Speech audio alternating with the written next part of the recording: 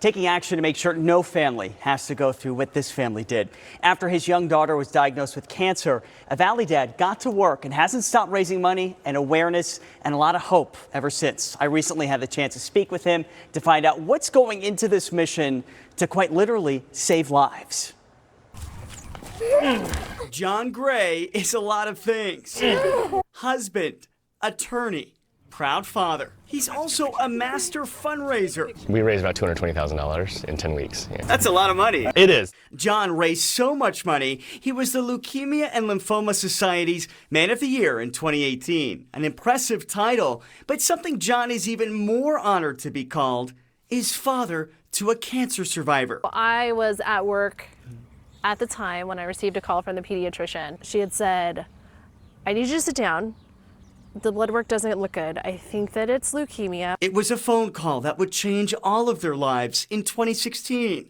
John and Lindsay's oldest daughter, Lily, was diagnosed with pre-B acute lymphoblastic leukemia, or ALL. It sounds like it was a roller coaster. It's awful, and I think that it's still something we're processing as a family. After several grueling rounds of chemotherapy, numerous hospital stays, and a lot of prayer, Lily is on the other side of her cancer journey.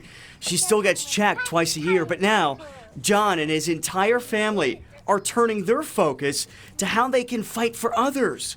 John says part of that mission is pushing for new treatments. There's nothing that you can do, and you had to put this poison into her body to save her life. That's mind-boggling to me that the treatments haven't gotten that much better, even though we've learned so much more about cancer in those years. A lot of it is the same. Fortunately, there have been a number of breakthroughs, but not for sort of standard treatment typically. Nationally, there's not a lot of funding that goes to pediatric cancer. I checked, and according to a number of groups, only 4% of all federal funding for cancer research goes to pediatric cancers. But for John, it's also about taking action for the kids who are in the middle of this battle right now. They deserve to have happiness in their lives too, and we are so proud to be able to support organizations that focus on that. To date, John and his team have collected close to $300,000 in this fight. Instead of sitting around and feeling sorry for yourselves, you guys got to work. Having lived through that and knowing what it's like to have a child with cancer, I wouldn't want that for anyone.